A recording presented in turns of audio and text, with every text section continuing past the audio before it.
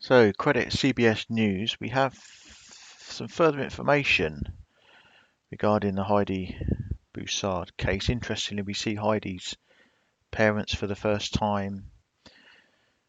We hear from a former FBI agent, and interestingly, Heidi's parents have made a sort of plea for people to kind of keep their personal opinions on this case to themselves, which I found interesting.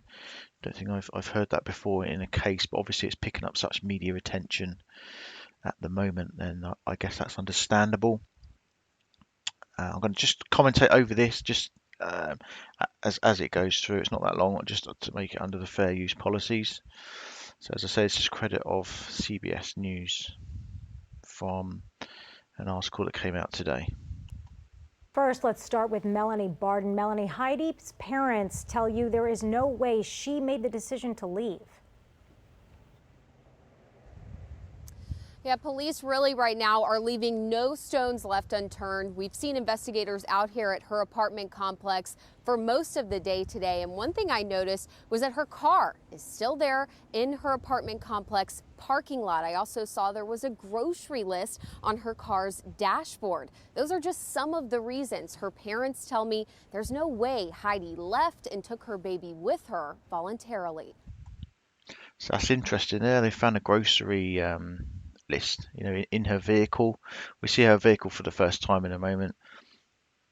And obviously a shopping list shows no real signs that she had any plans to go or do anything different to her normal routine, that would suggest.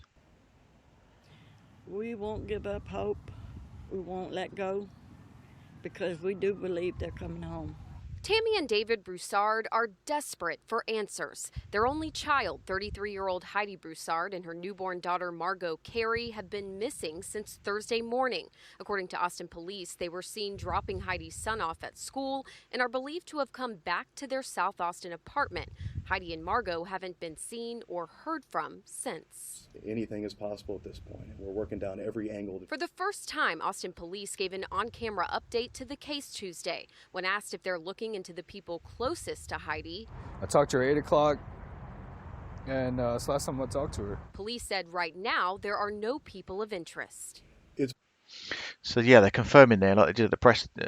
Well, this is obviously a recap of the press conference. At the moment, they have no particular person of interest. Now, of course, they could be doing that. They could be acting, very nonchalant about it. They may well have their eye on somebody, and they may not want to be alerting them to that fact. That's obviously a possibility. Or it could be the fact that, of course, they just don't have any significant lead. It's difficult to read. On the one hand, it's great that they've got the FBI and Texas Rangers in on this, but then on the other hand, that makes you worry as well, doesn't it, as to the severity of what's happening. It's possible that Heidi and Margot have left on their own accord. It's also possible that there may be something nefarious or foul play involved. And to be honest, we don't know the answer to that question. But Heidi's parents tell us she would never leave her son. Her car remains in the parking lot of her apartment complex. As far as her leaving on her own accord, no. You can't make me believe that in 1,000 years. Definitely, I mean, something's not definitely right. wrong. Tuesday afternoon, FBI agents were seen combing through the entire area around her apartment, speaking with neighbors, some who the Broussards say have provided clues as to what happened. The Broussards, who are in Austin from Louisiana, say they're not leaving until Heidi and Margot come home. We love you, baby, and We're you waiting. and Margot. We're waiting to see them again. I did ask the Broussards what they think happened here, and they told me that right now they can't focus on all the different possibilities and scenarios, and they are asking people on social media to keep personal theories about this case to yourself.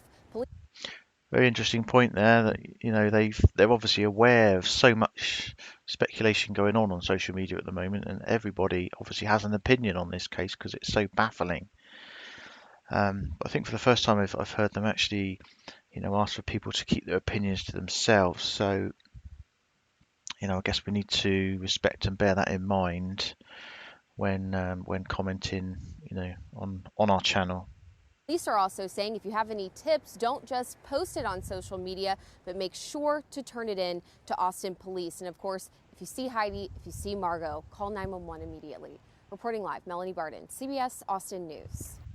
Now the FBI and Texas Rangers are joining the search for Broussard and her daughter. CBS Austin's Gabrielle Vidal joins us live in the studio now. Gabby, you spoke to a former FBI agent. Correct, and he says he's worked on similar cases to this one. He explained why timing is critical in Heidi and Margot's disappearance and why the public shouldn't jump to conclusions. There are statistics out there that indicate that the first 48 hours, 72 hours are critical in finding someone. 33-year-old Heidi Broussard and 3-week-old Margot Carey now missing for 5 days. Dennis Franks served as a special agent for the FBI for 22 years. You always look back to what are the motives for somebody abducting, or did she just disappear? Franks says this case is unique because it involves the disappearance of a child, which is why the FBI's Child Abduction Response Deployment Team is now playing a role in the investigation. Still, based on APD's latest press conference, he's not convinced abduction played a role in Heidi and Margot's disappearance. Since Thursday, there haven't been any demands that I'm aware of, so it tends to indicate that there's other circumstances involved. Frank. Another good point there. Obviously, regarding a possible abduction, there's been no demands made. There's been no ransom, nothing like that. If there was something like that, what are they waiting for? You don't normally see that take that long. That's normally a kind of immediate thing, isn't it? Says it's likely police know more information right now than they can provide to the public and would be looking into anyone who knows Heidi or Margot to find answers. Now, that doesn't mean that they did anything. It's just they are going to be looked at. And I always thought and advocated that don't jump to conclusions. Now, Franks has spoken to some people that are currently working this case. He says the most important thing people can do right now is provide any information they can to law enforcement. He says surveillance video could be crucial to the investigation. In studio, Gabrielle Vidal, CBS Austin News. Okay, so it's just this last few seconds of footage. It's just what I researched and found on Twitter. Is basically you can see the FBI officers doing door-to-door inquiries at the apartments, and you can see in the foreground, you can see Heidi's parents being interviewed.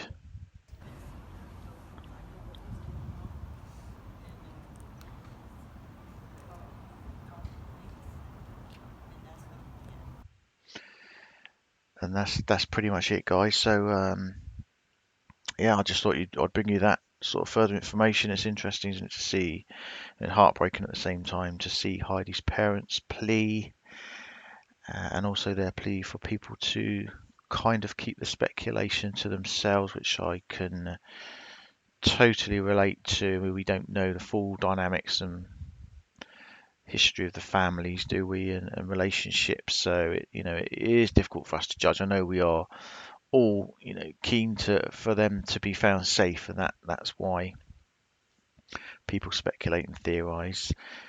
But of course we don't know everything, and I'm sure that the police and FBI know a lot more than what we do at this point. So let's just hope and pray for a safe return for Heidi and for Margot.